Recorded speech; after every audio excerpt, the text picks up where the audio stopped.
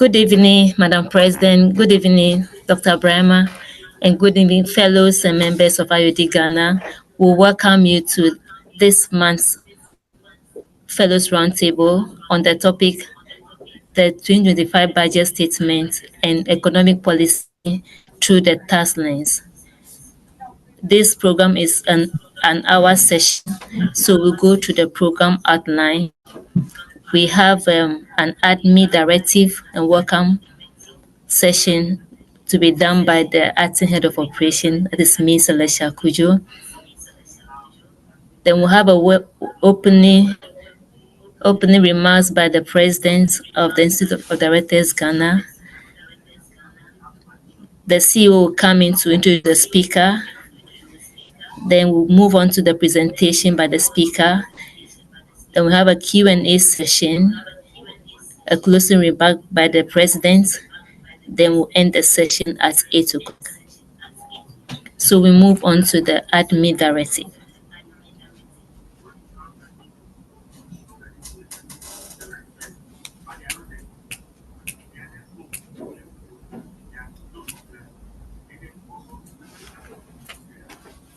So please, because this session is a virtual session, we kindly ask that you mute your microphone, and please kindly try to the background of your area, the noise minimized as soon as possible. Let's be mindful of our background noise when we are speaking. And please, in case you want to use the camera, kindly position the camera properly. We want to try as much as possible to limit distractions in the course of the session. And if you have any comments in the course of the presentation, you can leave it in the chat box. Because this session is by registration, all devices on the call are named by the devices. So that's how it's going to be henceforth.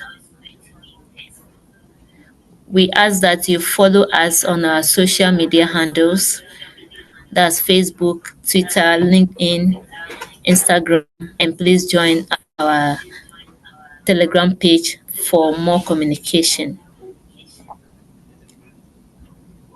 In case you have any assistance or any further information, kindly contact the Secretariat on +233 0302 732269 or +233 0240 714 798 or by email info@iodghana.org.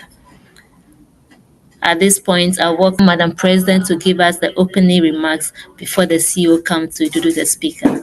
Madam President, please, you have the floor. Thank you very much, Celestial. Can you hear me? Yes, Madam, we can hear you.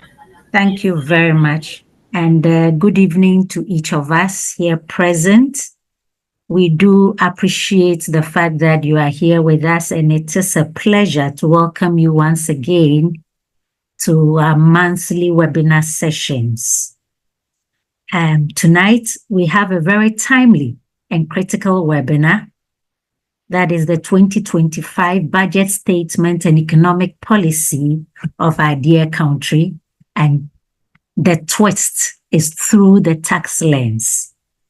As a membership-based institution, which is dedicated to director professionalism, we do recognize the pivotal role that fiscal policy, particularly taxation, plays in shaping economic landscape of any country.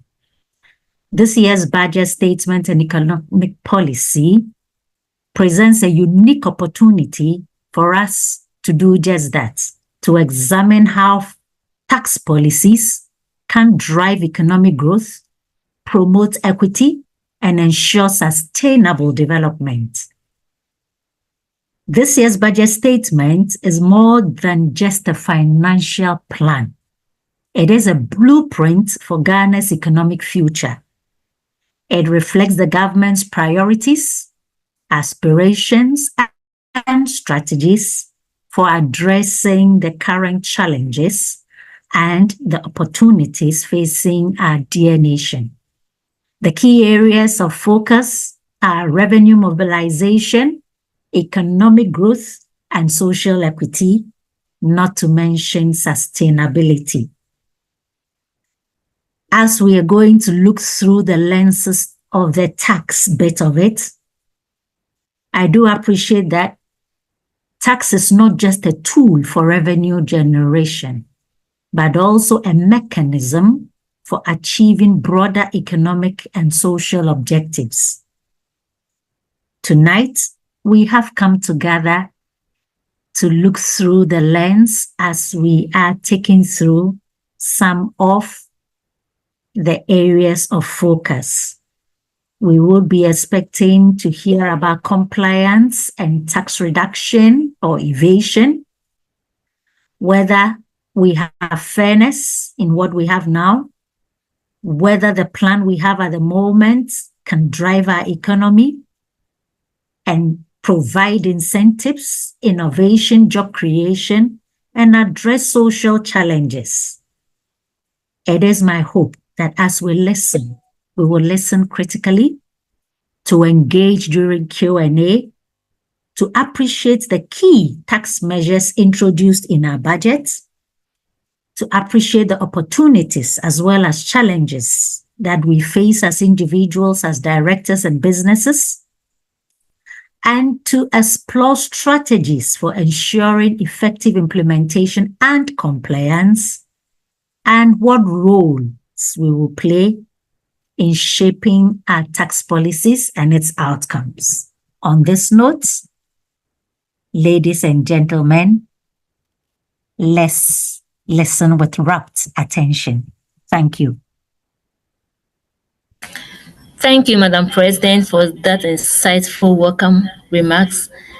I hereby welcome Dr. Brahma to introduce the speaker on this topic for us. Doc, please, you have the floor. Thank you, Celestial, and good evening again, Madam President. Good evening, Dr. Brahma. And good evening, Mr. Kwe Esquire. My job is very easy. Madam President has set the tone already, underscoring the importance of this roundtable discussion tonight. And you will agree with me that such an important topic, which is actually sitting within the sphere of technical understanding and professional grounding, as far as this area is concerned, the person to not only lead us in this discussion, but to as it were, seek to educate us as regards the viewing the 2025 budget statement and economic policy through the tax lens. There is no other person but our own fellow, Mr. Isaac Patrick Ni Amati Kwe Esquire. So he is also a lawyer, and he's a fellow of the Chartered Institute of Tax. He has an LLM. He's a fellow of Institute of Directors, Ghana. He is a barrister at law. He has an executive MBA and a BA. He has over 33 years of professional experience in tax compliance, tax advisory, tax transaction tax services, tax audit reviews, tax health check, and tax administration, working for major local and international clients. He takes pride in ensuring that the tax laws are adhered to, giving clients the best advice to mitigate future tax exposures. He ensures that his clients operate within the provisions of the various legal regimes whilst taking advantage of any tax reliefs and incentives available to them to minimize their tax liability legitimately. Isaac has worked with two of the big fours and also worked with the GRA, formerly the Internal Revenue Services. So therefore, I mean, ladies and gentlemen, I believe that even if I don't continue reading his profile, just up to this point, we cannot have any other person who can deal with this subject decisively and educatively for all of us, other than, Isaac. Now, ladies and gentlemen, please join me to welcome Mr. Isaac P.N.A. Kwe, Esquire, a fellow Chartered Institute of Tax, fellow Institute of Directors, Ghana, to lead us in this discussion. Isaac, you're welcome. Thank you so much, Dr. The floor is yours. Thank you so much. And thank you, Madam President, the fellows and members of the Institute of Directors Ghana. Good evening to our guests, a very warm evening. This evening, we're going to have a journey using the tax lens on the 2025 budget statement and economic policy. For our discussion, the agenda is introduction, policy initiative, taxation. We will also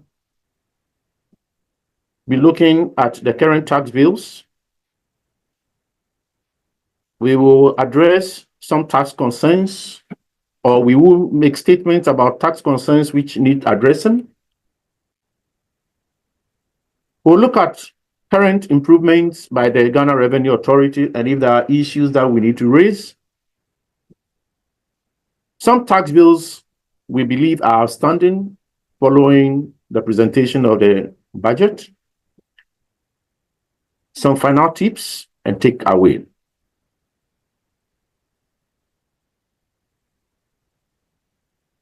Ladies and gentlemen,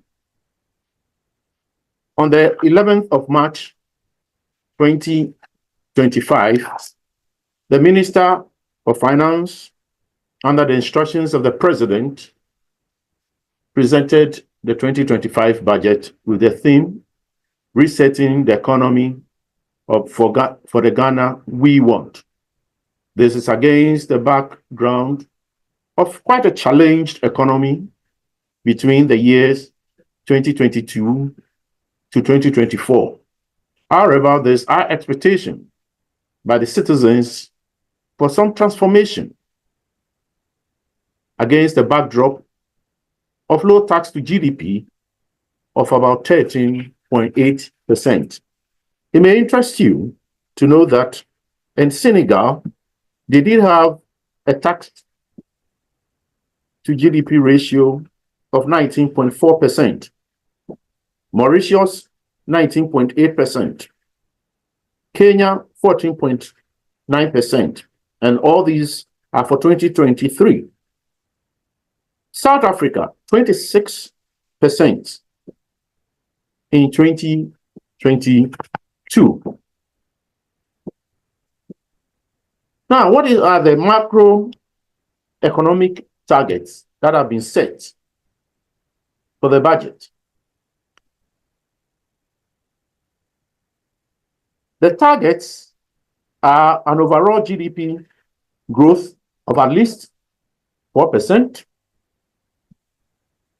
non-oil real GDP growth of at least 4.8%, end period inflation rate of 11.9%, primary balance on commitment basis at a surplus of 1.5% of the GDP. However, it's expected that our gross international reserves, including oil funds and covered or pledged assets, to cover no less than 3 months of imports. This is the framework under which government revenue and expenditures are to be viewed. It is important to know that under revenue, we do have tax revenue and non-tax revenue. According to Benjamin Franklin in 1798, there are only two things that are certain in life: death and taxation. Having said that, we want to look at some of the policy initiatives which are biased towards tax, and some mention of some non-tax revenue initiatives. The government indicated that they're willing to abolish the unfavorable, unpopular 1% electronic transfer levy. Additionally, to abolish emission levy on industries and vehicles. Government also intends to abolish VAT, which hitherto was part of the VAT on motor vehicles, which was part of the non-life insurance, which was disclosed services under the exemption schedule of the VAT Act Schedule 1. Government also intends to abolish the 1.5% withholding tax on winning of unprocessed gold by small-scale miners, by restricting the definition of unprocessed minerals. Government, having looked at some reports which indicate that only 43% of total money accounted for in the refund account is paid out as refund, intends to reduce the percentage of collected revenue paid into the refund account under Section 96 of the Revenue Administration Act, Act 915, which stipulates that the Minister of Finance will determine up to about 6% of total tax collected for the refund account. There's an intention to reduce it to 4%. It is worth noting that the amount is up to, so it could be anywhere from 0 to 6%. Government intends to abolish the 10% withholding on the winnings from lottery, otherwise known as betting tax. There is also plan to review the energy sector levies. However, government intends to increase the growth and sustainability levy for mining and oil companies, which currently is 1% on gross production to 3% on gross production. Government is looking at decoupling the NHIL GET fund from the VAT. This reversal will take us back to the pre-August 2018 position, where the levies ran pari passu with the VAT Act. And the subsequent cascading effects of the decoupling much to the discomfort of businesses and to us, the poor consumers. COVID visited us in 2020. The hazards of it, we may be aware. But we are far recovered from the COVID spectacle. Yet still, we are paying COVID levy of 1% on taxable goods and services. Government intends that this unpopular levy must give way.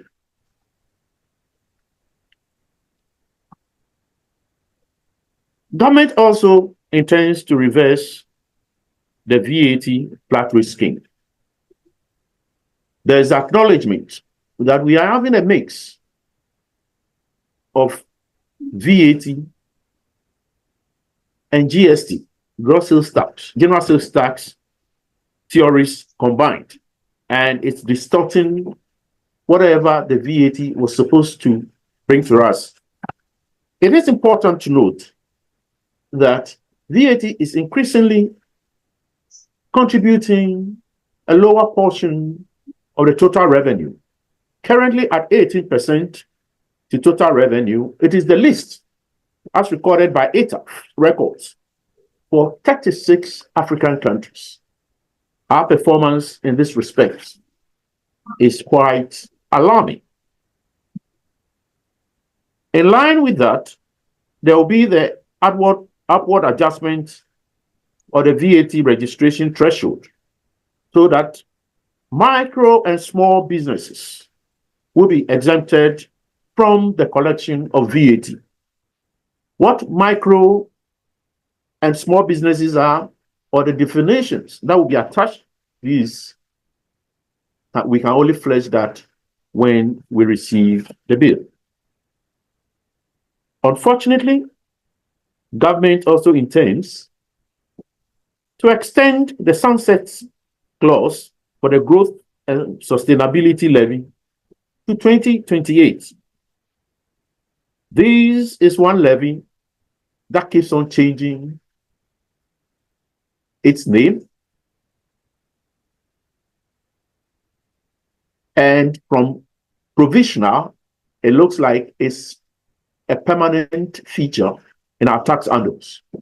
It started as a national reconstruction levy, national fiscal stabilization levy, and now we have growth and sustainability levy. It puts a question: is there integrity in our tax policy? Businesses want certainty. They want to know if you have a sunset clause up to 2013. Should we rename the levy just because we are giving it a permanent feature? This is for policymakers to think about. Government also intends to extend the sunset clause of mining companies to 2028. There is also the intention to extend the sunset clause of the special import levy, which began in 2013 with the hope that 2016 it will end, 2017 it was extended, and 2023 it was extended, all with the hope that this special import levy, which is 2% on the CIF value of some selected goods, will see the end of time by 2025. This will be extended to 2028. Government intends to also reinstate road tolls, however, using improved technology. There is also the vexed issue of the low collection of property rates by the municipal, metropolitan, and district assemblies. We have a situation where property owners pretend to be paying, and the MMDs also pretend to be collecting. Yet still, they are overly dependent on central government for financing, whereas an efficient property rate collection and provision of social infrastructure within the communities, the districts, will encourage more people to pay because they know what their money is being used for. Government also intends to make it easier for small and medium-scale enterprises to make some contribution to the tax basket through sustained education and engagement. Above all, compliance will be improved through public education and awareness.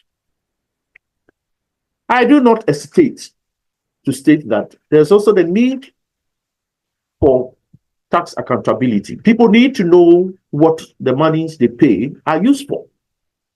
That is, when people or taxpayers are satisfied or are aware that for every dollar that they pay, every penny they pay, it goes into the provision of some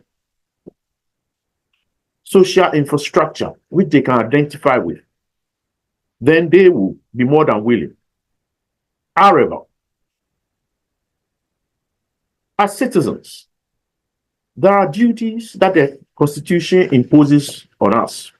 And I want to invite you to Article 41J of the 1992 Constitution. And it states, the exercise and enjoyment of rights and freedoms is inseparable from the performance of duties and obligations. And accordingly, it shall be the duty of every citizen to declare his income honestly to the appropriate and lawful agencies and to satisfy all tax obligations. Having given the gist of some of the tax policy initiatives, we want to know whether or not government is minded to timeously give legal backing to the intention. We are reminded that Article 174 of the 1994 Constitution empowers only Parliament to either impose taxes or waive taxes. And so any intention via the budget statement where tax issues are concerned, if same is not presented to Parliament, then it remains mere intention. So on the strength of that, the following bills have been presented to the Parliament of Ghana. The Electronic Transfer Levy Repeal Bill 2025, which is to the effect that if it receives parliamentary approval, e-levy will see your pockets no more. It is our wish that the repeal does not remain just a repeal, but Momo transactions will be improved and they will become a source of data gathering for the Ghana Revenue Authority, and all those who are outside the net could be identified. Emission Levy Repeal Bill 2025 has also been presented to Parliament. The Income Tax Amendment Bill 2025, which has made provision for the exclusion of tax on winnings from lottery, the withholding tax on lottery winnings, and also in the definition of unprocessed precious minerals, unprocessed gold has been excluded. It means that any withholding which hitherto was placed on unprocessed precious minerals, which included gold, gold is now exempted from that withholding. The Growth and Sustainability Levy Amendment Bill 2025 has also been presented to Parliament for consideration, increasing the sunset clause to 2028, and additionally, increasing the rate applicable to mining and upstream oil and gas companies from 1% of gross production to 3% of gross production.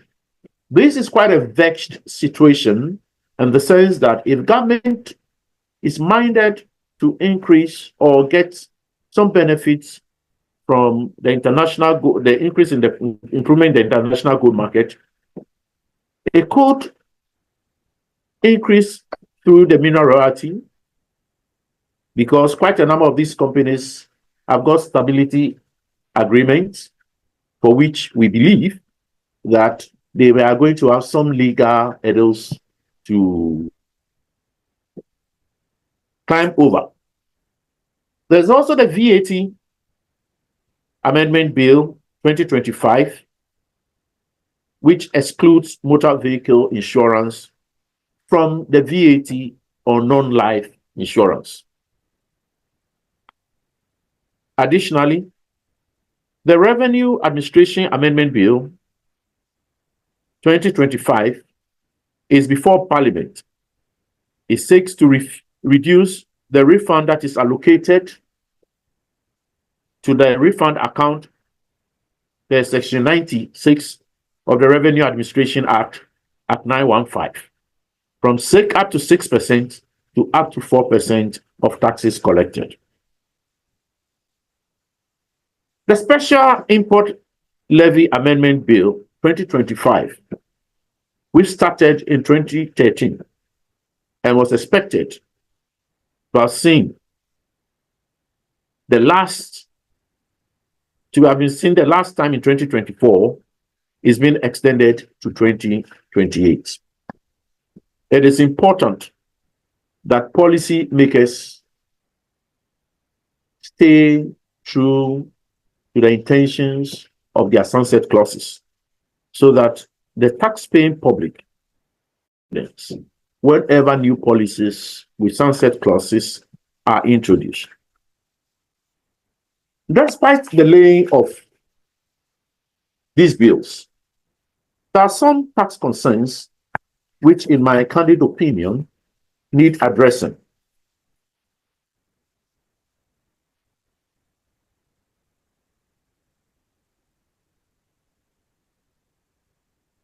Much as mention was made of the new minimum wage as the basis for the zero rate in the individual taxable, not much was said about the individual tax rates under the first schedule of Act 896. This was last adjusted in 2023. Many of us have complained about the fact that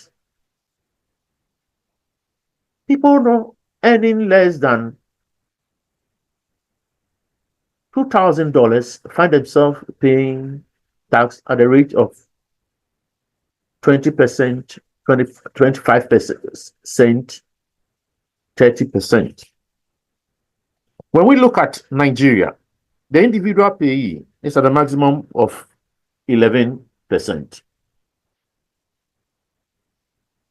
Another area that needs some relook is that of personal reliefs to encourage voluntary compliance. Education relief, marriage relief, child education relief, old age relief. The values to a greater extent are not economic, and they do not encourage many people to apply for the reliefs. We think that we need to stop pretending that we are providing reliefs. In so doing, many will apply for the reliefs and benefit from that. One area of great concern is the issue of withholding tax threshold. Goods and services, an aggregate of $2,000 per year, are subject to withholding taxes.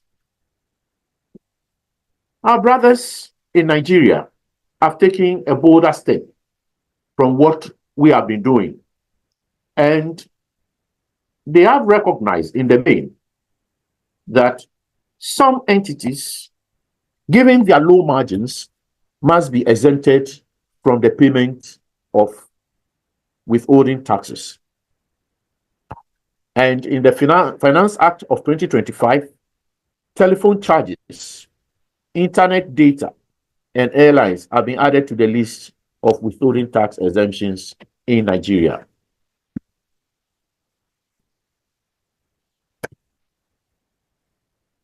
There's also the vexed issue of limitation of repairs and improvement of up to 5% of the total value of a given pool. That is to say, where businesses incur repairs and maintenance, the value that they can recognize as deductible for that year is 5% of the residue of a pool. Now, the basis for the 5% has not been scientifically proven, given our climatic conditions, the level of our human resources. And so it is a border, especially for manufacturing companies, where huge repairs and maintenance have to be carried for the efficient running of the businesses, but they are restricted only to 5% of the value. Another area of major concern is the limitation of the cost base of motor vehicles. It is important to note that no matter the value of a defined motor vehicle, you are restricted to a cost base of 75,000. That means using 15 Ghana cedi to $1, it comes to $5,000 for a vehicle. How many vehicles can we get at 5,000? We really need to look at that. Additionally, after restricting the cost base of the assets, when one disposes of the motor vehicle, the law is not clear as to whether the proceeds are limited to the restricted cost base. We think that clarity needs to come out. One area is dispute resolution. Given our laws,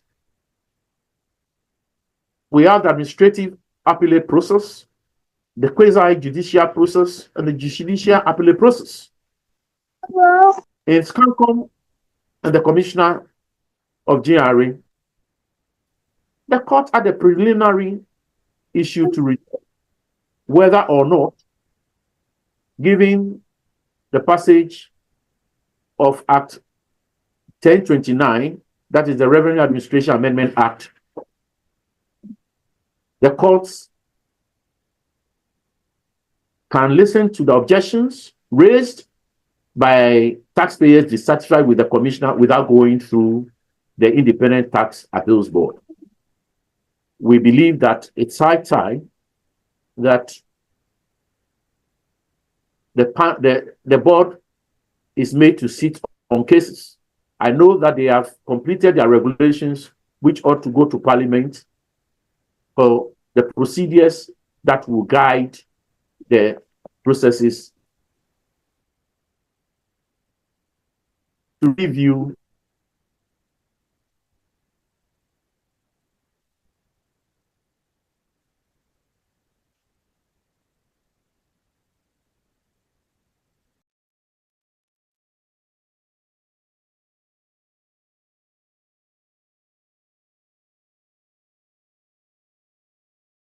ensuring that the supplier is giving the VCC it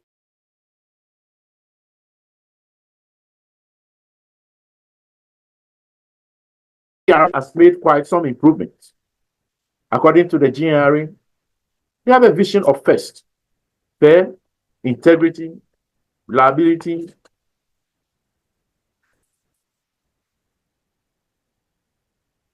they say it's Ghana first. Domestic Tax Revenue Division, the GRA has got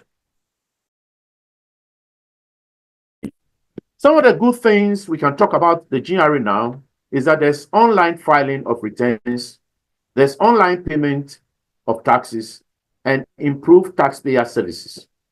However, we don't have real-time reconciliation of payments, so that when you go to your portal, it is important that all payments that have been made in your name and which you have made, you can really see that they have been updated. So that is one area I believe the Ghana Revenue Authority must look at.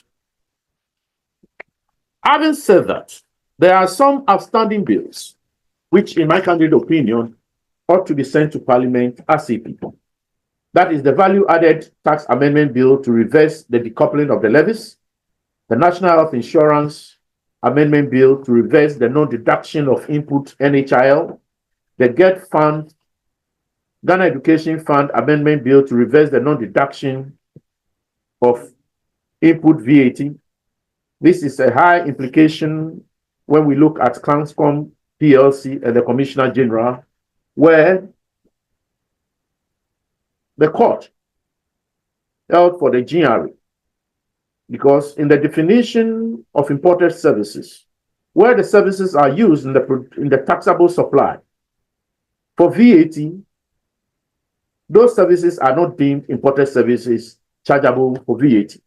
However, although the NHIL and the GET Fund were supposed to run pari passu with the VAT,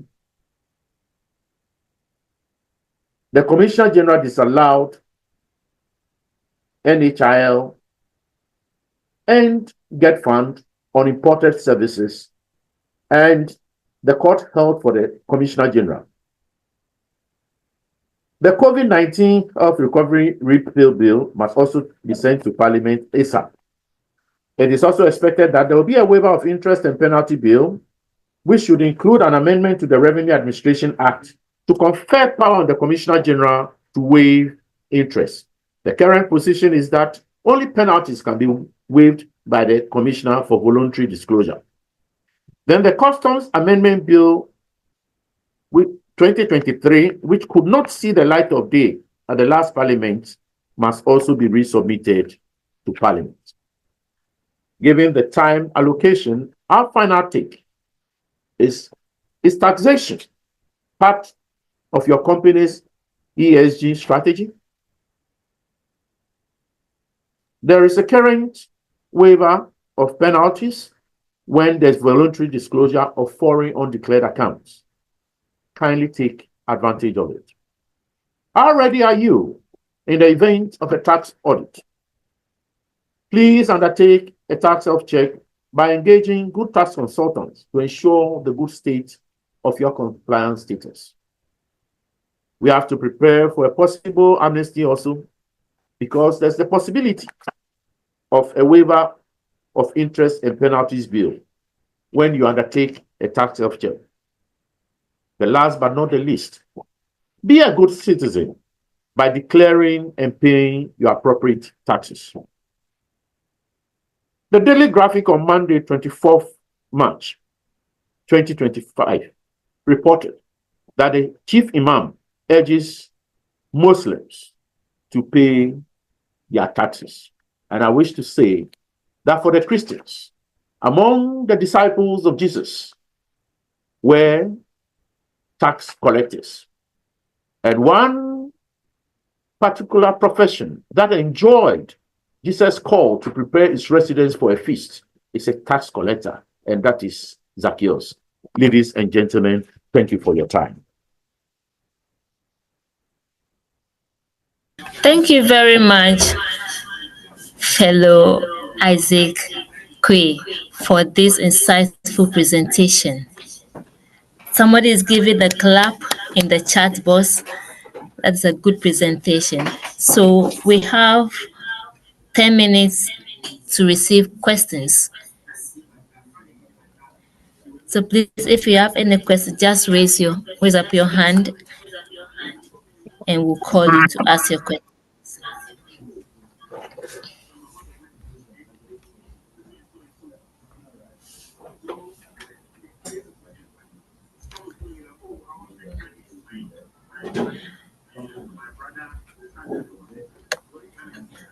Okay, from the chat box, what we can see is bravo, well done, and a clap. Okay, hand is up, Mr. Eric Notte. Please go for it.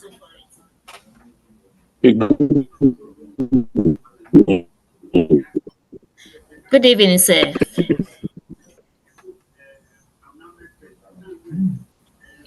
Okay, so my question is, how will the proposed tax policies in the 2025 budget stimulate economic growth, attract foreign investments, then promote job creation? Okay, Mr. Kwe, please, did you get a question, please? Yes, I did get his question. Thank you, Mr. Notte. You will agree with me that the decoupling of the VAT from I mean, the NHIL and the get fund from the VAT really cascaded the cost to the end consumer, making Ghana a little competitive. So when we look at countries around Ghana, others are doing very well in terms of their VAT collection. And it is important that we don't unnecessarily burden people. Now, if the available funds for people to consume already is reduced by the taxes that the income taxes they are paying, and the goods and services have this cascading effect as a result of the decoupling of the NHIL and the GET fund, it means that the basket of goods and services that one can procure will be lower. And so we believe that the decoupling, for instance, is the reversal of the decoupling is going to encourage more consumption. Now, the issue of the mobile, the e-levy, is also in a way a cost. However, some issues such as the extension of the special import levy among some new taxes that may likely, and some of us have been in the field for quite a while, and so at the early stages you have the so-called nuisance taxes taken away and rebranded in another form. But at the end of the day, what is important is that government must watch its expenditure. And I will not hesitate to say that one area that government must really look at is in the field of agriculture. We must sound a clear signal that when people do not have food, it becomes very difficult to get your taxes. And so agriculture must be given a boost. And I don't think a lot has been indicated in the budget in terms of agricultural production.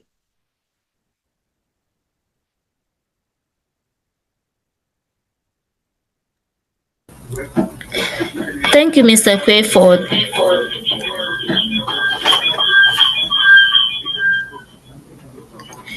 Thank you for answering that question. We have two hands up, one from the Vice President of IOD Ghana, Mrs. Maria Sarayebua. After her, Mr. Kwame Kwachi has a question. Then we have a question in the chat box. So, Madam Mary, please go for it, followed by Mr. Kwachi.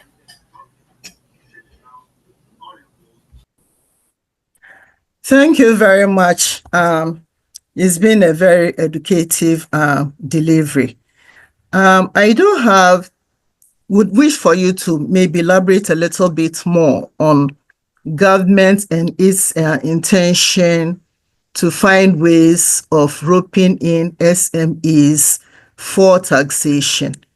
We've seen the little said, but is there some way one can have a better idea as to how the SMEs will be roped into paying of the taxes?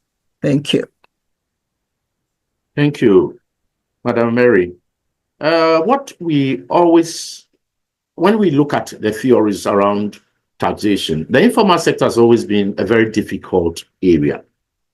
However, many of us are of the opinion that if we make the payment less burdensome in terms of the cost to them, where they are not required to file financial statements, they don't have to employ accountants, even single entry will be accepted at worst, and the mode of payment is easy for them.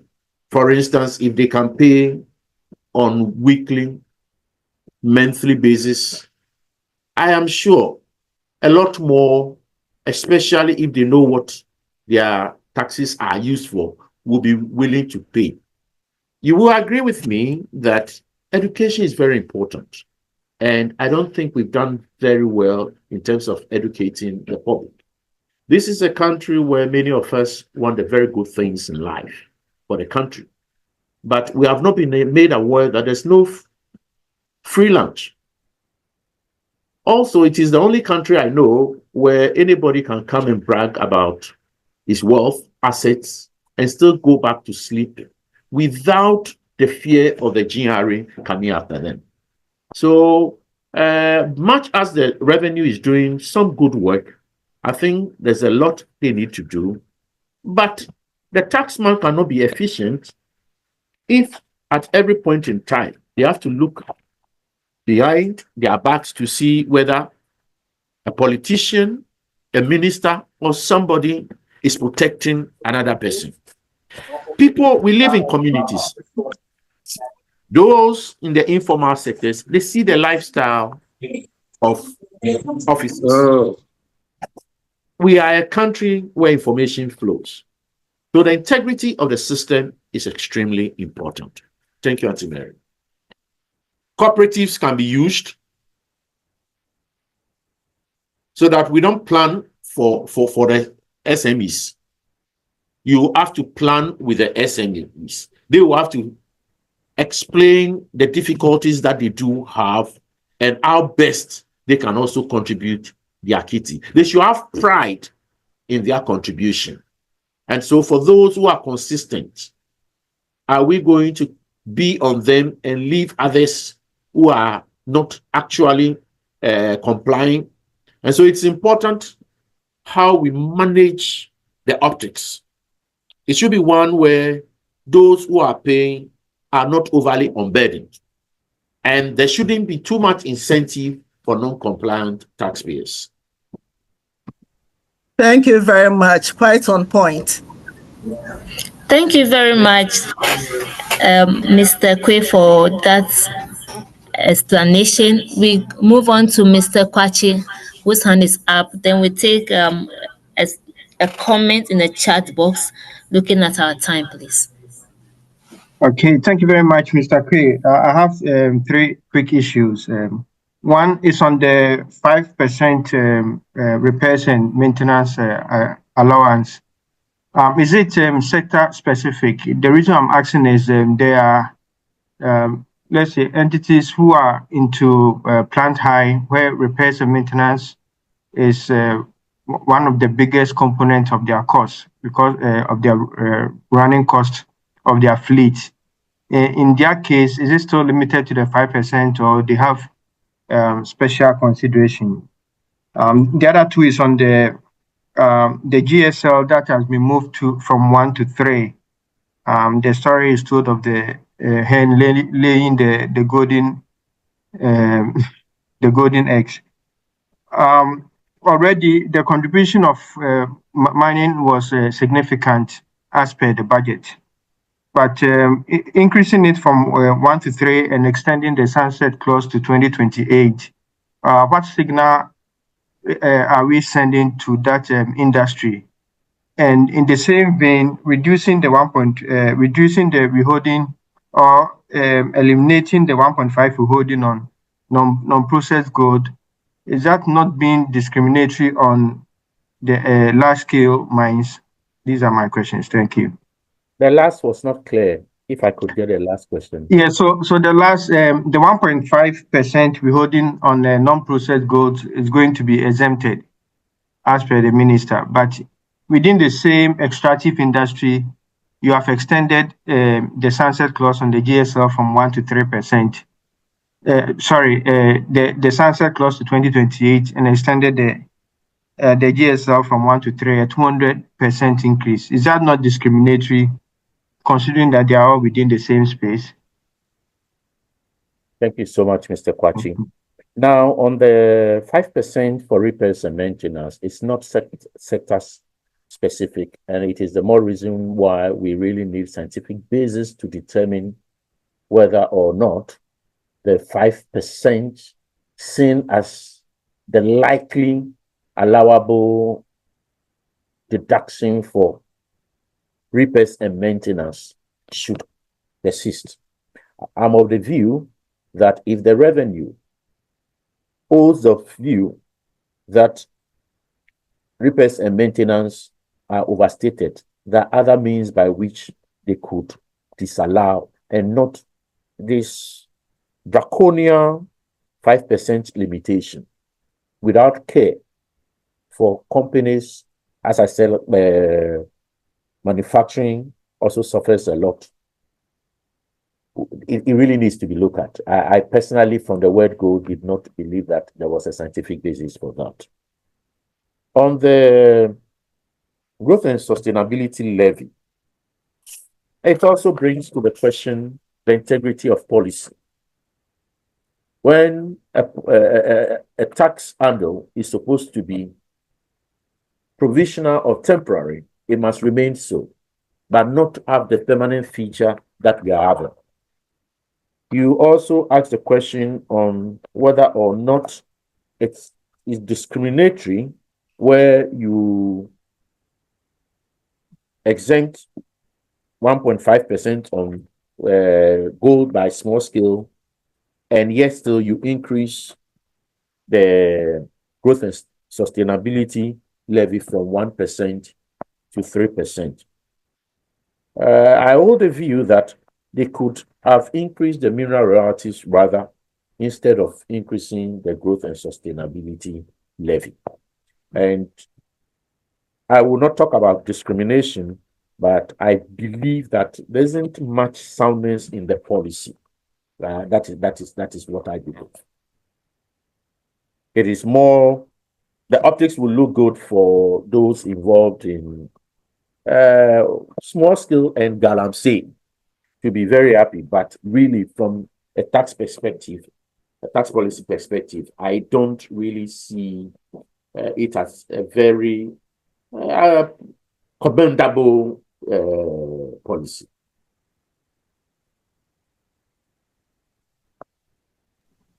Thank you. Thank you very much, Mr. Quay. So we'll take one comment from the chat box because we are far behind time. It's 8 o'clock.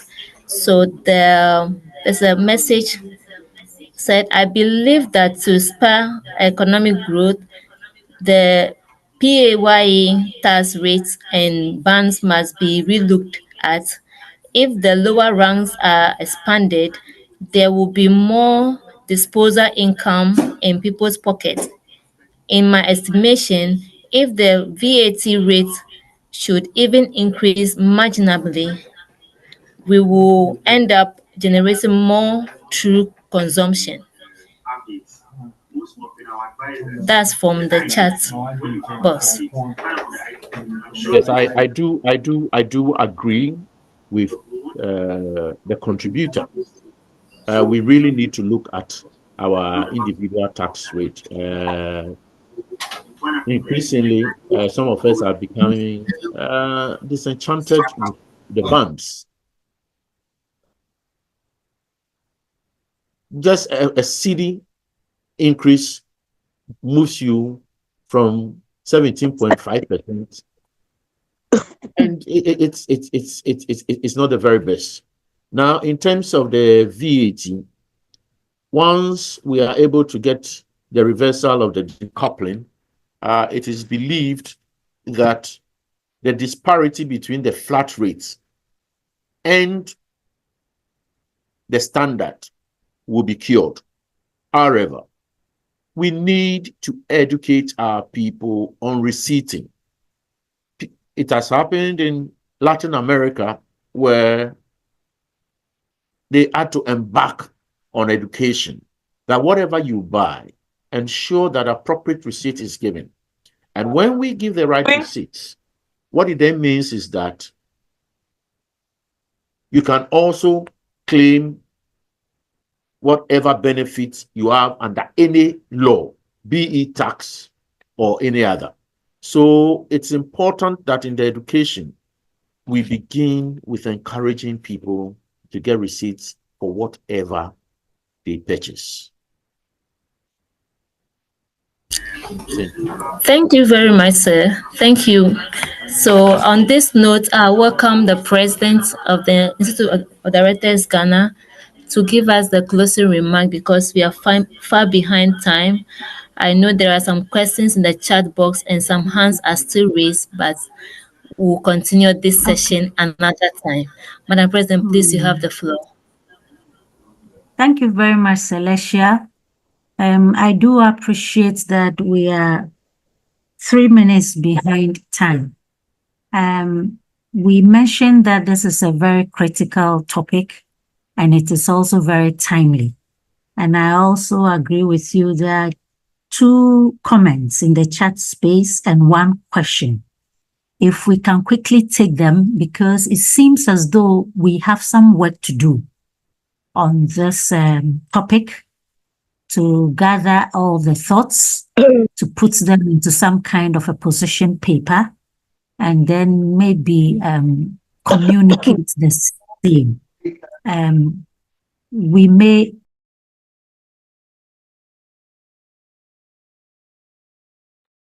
may humbly, if you can, allow the 2 questions in there, and the I think it's Mr. Christian Opoti Odampton, if he can add his contribution to this,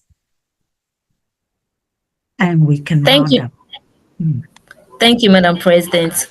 So please, the first question is, the person wants to know, I want to know the effect of the reduction of the TBO from 27% to 15% vis-a-vis inflation and interest rates. Well, this is not a tax area, but as one with economics background, I want to believe that personally, the Bank of Ghana's inflation chasing policy is not one that sits very well with me. Businesses cannot really be competitive in Ghana with the cost of financing. Interest rates must definitely come down. And it is my belief and prayer that the Bank of Ghana must look at reducing interest rate and TB rates. It doesn't augur well for any of us if TB rates are going up, interest rates are going up, cost of production is going up. Whatever you get as a return from your T-bills, you lose that as a result of the cost of production and the final cost to you, the consumer. So we really need to get that balance. It's very important. We have been in high interest rate for so many years, and it doesn't augur well for anybody.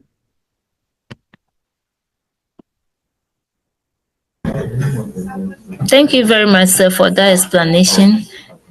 That it doesn't work out well for anybody because the rates are not favorable.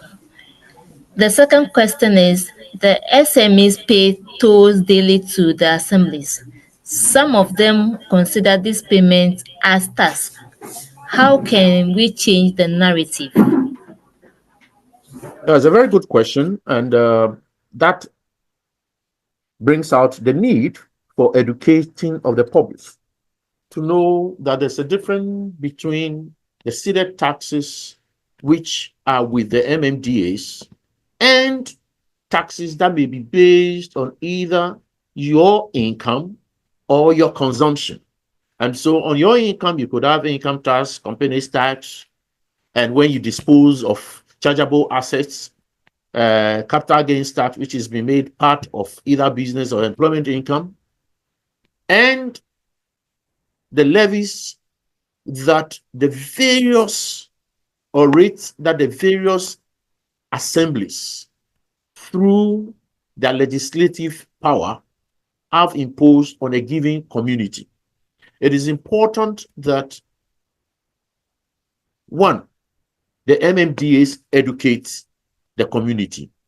Two, the Ghana Revenue Authority also educates the public to understand the difference between the taxes that they pay, then the rates and levies that are charged by the MMDAs. So this calls for robust education.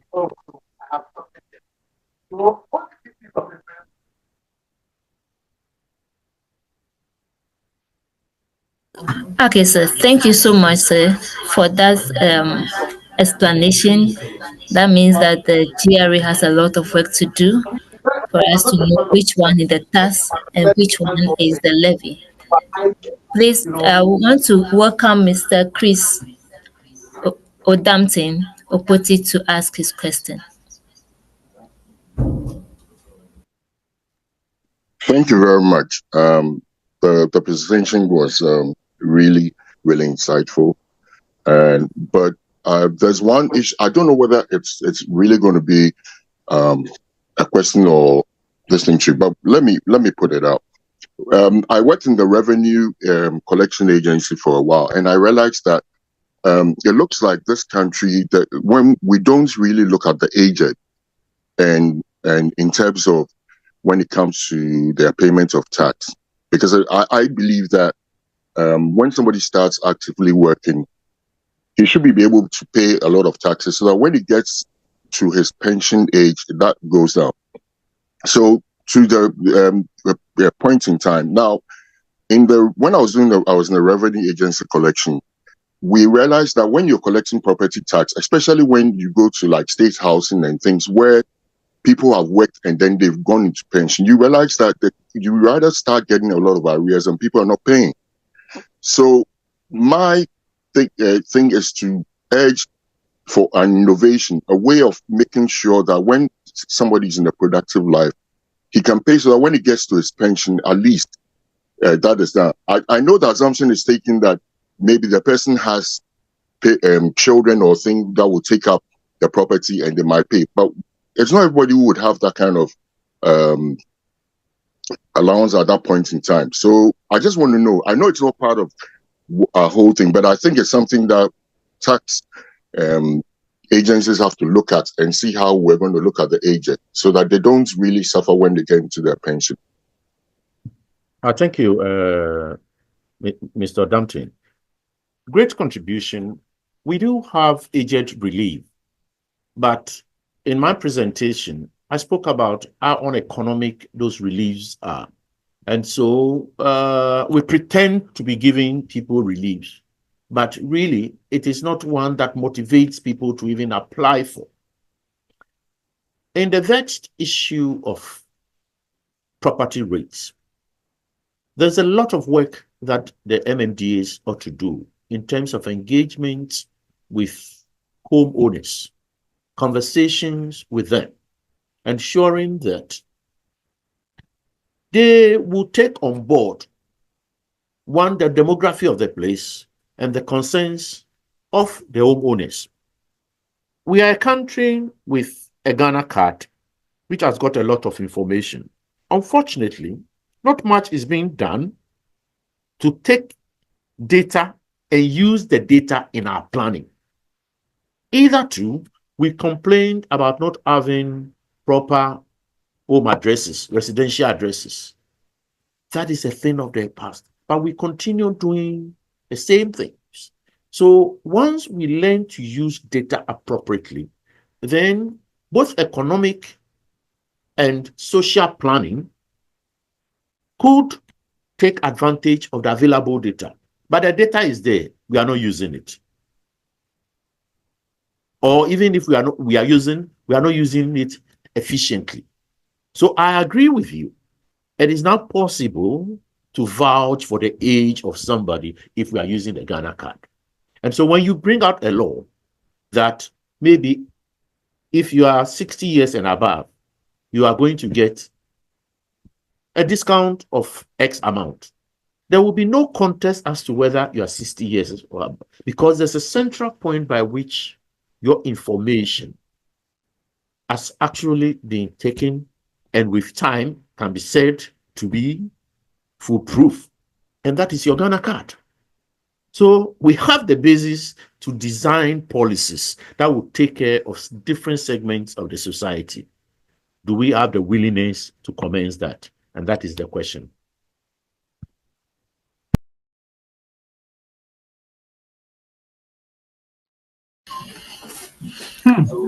Thank you very much, sir. So I hand over back to Madam President.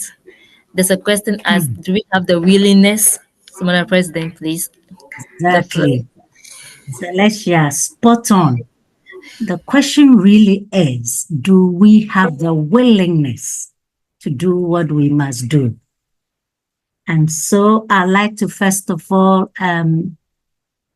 say a big thank you to the Vice President, Mrs. Maria Sariabua, and Mr. Herbert Lawson, who have joined us tonight.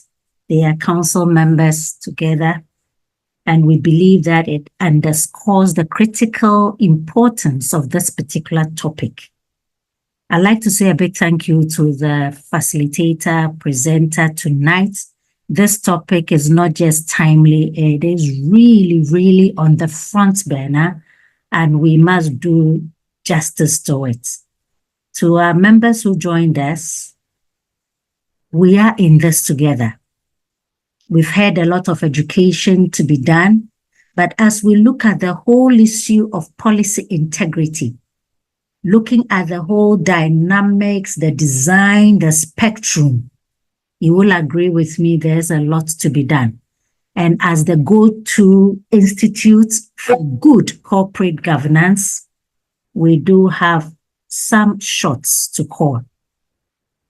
Tonight, your presence once again underscores the importance of this topic and your commitment as individuals and as a family to advancing good governance and economic development for our dear country. We do have some work to do towards a future where tax policies are not just effective, but also equitable, transparent, and aligned with the aspirations of all Ghanaians as we look at the Ghana that we want to have. It shouldn't just be a cliche. We must be walking the talk. And on this note, I'd like to say thank you once again, and I wish you restful nights. God bless us all. Thank you, Madam President, and God bless us all. There was a last comment in the chat, somebody asking whether they'll get the presentation slides. We'll share the recording, the YouTube version of this recording on the platforms. That is what we do as a policy. So you get the recording shared on the platform in the course of the week. So on this note, thank you, everybody, and thank you, Mr. Isaac Nikwe, for being with us. Good night.